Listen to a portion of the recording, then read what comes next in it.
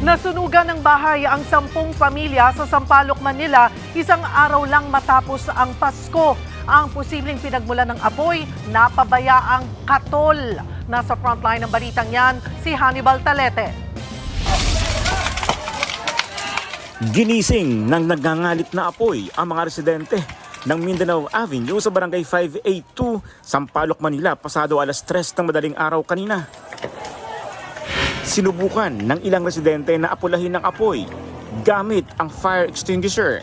Ang iba, gumamit din ng balde ng tubig. Pero hindi ito umubra at lumaki pa rin ang apoy. Ayon sa isa sa mga nasunugan na si Bernardo Estacio, mabilis na kumalat ang apoy at wala silang naisalbang gamit.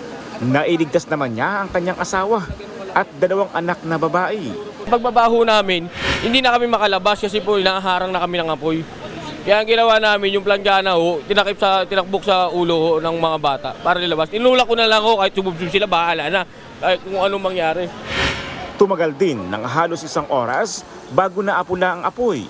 Pagpasok mo po sa loob ay light materials yung gitna.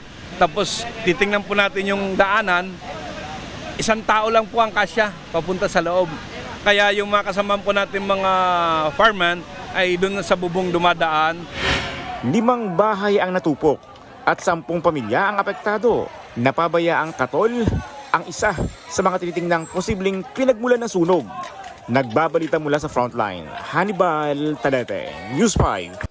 Mga kapatid, Cheryl Cosing po. Maging maalam at may pakialam sa mga napapanahong issue at headlines. Mag-follow at mag-subscribe na sa social media pages ng News 5.